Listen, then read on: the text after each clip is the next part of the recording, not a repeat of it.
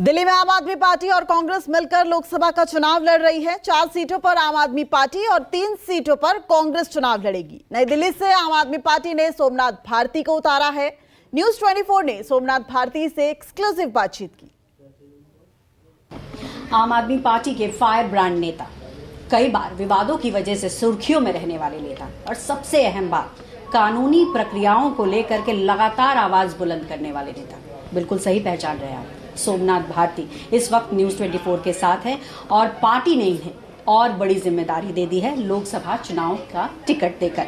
आइए सीधे उनसे बात करते हैं। बहुत बहुत मुबारक हो आपको, पार्टी ने एक बड़ी जिम्मेदारी दी है। बिल्कुल बहुत बड़ी जिम्मेदारी है और मुझ जैसे साधारण कार्यकर्ता को इतनी बड़ी जिम्मेदारी देना अपने आप में बहुत बड़ी बात है। अब हुआ क्या है कि जिस प्रकार से दिल्ली में चीज़ें उभर रही हैं, जिस प्रकार से दिल्ली में चुनी हुई सरकार है उसे काम नहीं करने दिया जा रहा, इसकी आवाज़ बुलंद करने वाला कोई व्यक्ति है नहीं संसद में। दिल्ली में 7 सांसद रहे, लेकिन एक भी सांसद ने आज तक कभी भी दिल्ली के मुद्दों पे चर्चा तक नहीं किया। पार्लियामेंट के अंदर जब दिल्ली के लोगों के अधिकार छीने जा रहे थे तो ये ताली बजा रहे थे। तो दिल्ली की मुसीबतें का कौन रखवाला करेगा? तो इस बार दिल्ली इस पर फैसला करेगी कि जो उनकी आवाज बनेगा संसद में, दिल्ली उनको सांसद बनाएगा। सोमनाथ जी, जैसा आपने कहा कि आवाज बुलंद करने के लिए आप लोग जो है अब आगे का कदम उठा रहे हैं, लेकिन कितनी बड़ी चुनौती मानते हैं इसे? विधायक का चुनाव आपने 3 बार जीता, लेकिन जहां लोकसभा की बात आती है वो एक बड़ी चुनौती के रूप में होती है, तो आप इसे कितनी बड़ी चुनौती मानते हैं? देखिए, चुनौती किस प्रकार से कहें इसको, क्योंकि जिस प्रकार से मेरे यहाँ अगर आप देखें 3 चुनावों में पहला मार्जिन जनता ने मुझे दिया 8,000 का, फिर 16,000 का, फिर 19,000 का, और क्षेत्रीय जनता ने अथाह प्यार दिया है। और अगली बार तो जनता ने मेरे रिक्वेस्ट पे, आम आदमी पार्टी के पुरोधा अरविंद केजरीवाल जी के रिक्वेस्ट पे 3 पार्षद दे दिए जो 50-50 साल से सीटें भाजपा के पास थी। तो दिल्ली की जनता ने मूड बना लिया है कि इस बार आम आदमी पार्टी के लोगों को, इंडिया अलायंस के लोगों को संसद पहुंचाना है, क्योंकि दिल्ली की जनता के अधिकारों के बारे में भाजपा बिल्कुल निष्क्रिय है। इस कारण से मुझे लगता है कि दिल्ली के अंदर इंडिया अलायंस के 7 उम्मीदवारों की जीत सुनिश्चित होगी। गठबंधन हुआ क्योंकि समीकरण बदलना था और शायद कहीं ना कहीं दोनों एक साथ आने की वजह से आप वोट शेयर जो एक मार्जिन दिख रही थी उसको एक साथ लाना था। लेकिन पिछले चुनाव की अगर हम बात करें तो 46% दिल्ली में बीजेपी को वोट परसेंटेज मिले थे और आप 2nd पोजीशन पे थे और कांग्रेस 3rd पोजीशन पे थी। अगर दोनों को मिला देते हैं तो बेशक उनसे थोड़ा परसेंटेज आपका ऊपर हो जाएगा, लेकिन सवाल ये है कि आपके बड़े बड़े नेता चुनाव प्रचार में कैसे उतरेंगे, क्योंकि वो तो जेल में है। यही तो त्रासदी है भारतीय जनता पार्टी की कि डेमोक्रेसी को मजबूत करने के बजाय, लाइन लंबी खींचने के बजाय इस प्रकार से लाइन छोटी करने का प्रयत्न करते हैं, लेकिन जनता ने इसको अपना युद्ध बना लिया है। जनता इसको नहीं करेगा।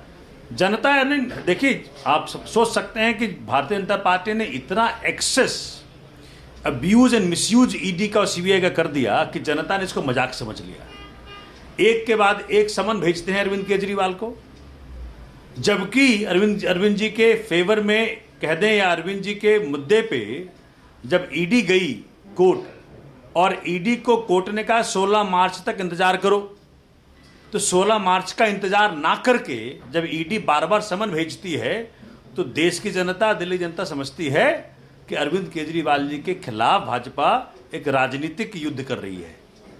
और इसीलिए ये मिसयूज एब्यूज जो ईडी का और सीबीआई का है, ये सबके नज़र में है और जनता इंतजार कर रही है लोकसभा चुनाव के बटन दबाने का। इसमें कोई शक नहीं है कि आपकी आवाज़ बुलंद है और बहुत प्रमुखता से आप बात रखते भी आए हैं, लेकिन मेरा अंतिम सवाल है कि ये बात भी लगातार उठ रही है कि आम आदमी पार्टी सरकार में आई, पॉलिटिक्स में आई कांग्रेस को सवाल उठाकर, और आज कांग्रेस के साथ गठबंधन करके, सीट शेयर करके चुनाव लड़ रही है।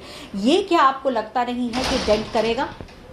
हम तो सिर्फ राष्ट्र की चिंता कर रहे हैं। ये गठबंधन पार्टी हित में नहीं है, ये गठबंधन राष्ट्र हित में है, ये गठबंधन संविधान हित में है, ये गठबंधन जनहित में है। देश को बचाने की लड़ाई है ये। इसलिए ये चुनाव कोई साधारण चुनाव नहीं, ये युद्ध है। इस युद्ध को जीतना ही पड़ेगा। अगर आपको भारत को बचाना है, युद्ध जीतना पड़ेगा। आप देख कौन सी मुसीबतों का समाधान हो गया। अनएम्प्लॉयमेंट इतना बढ़ गया है देश में। उत्तर प्रदेश में पेपर लीक हो रहे हैं, बच्चों को नौकरियां नहीं मिल रही हैं, बच्चे अपराध की तरफ बढ़ रहे हैं, महिलाओं की दुर्दशा हो रही है, महंगाई इतनी बढ़ गई है। आप उससे पूछ रहे थे ना, ये है सारे कारण। मैं तो कह रहा हूं कि आप एक भी समस्या का समाधान अगर आया हो तो आप मुझे बता दें। अगर भारतीय जनता पार्टी के मैनिफेस्टो का एक भी इन्होंने पूरा किया हो तो आप हमको बता दें।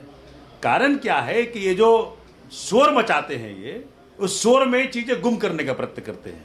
इनकी जो नेगेटिविटी है, जो इन्होंने गड़बड़ कर रखा है पूरे भारत में, उसको आने नहीं देते हैं, क्योंकि इनके कंट्रोल में मीडिया है।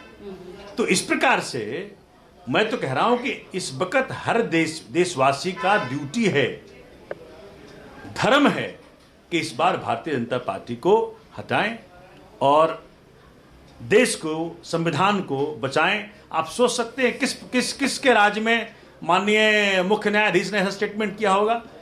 CJI, chief justice of India ने कहा कि लोकतंत्र की हत्या हुई है।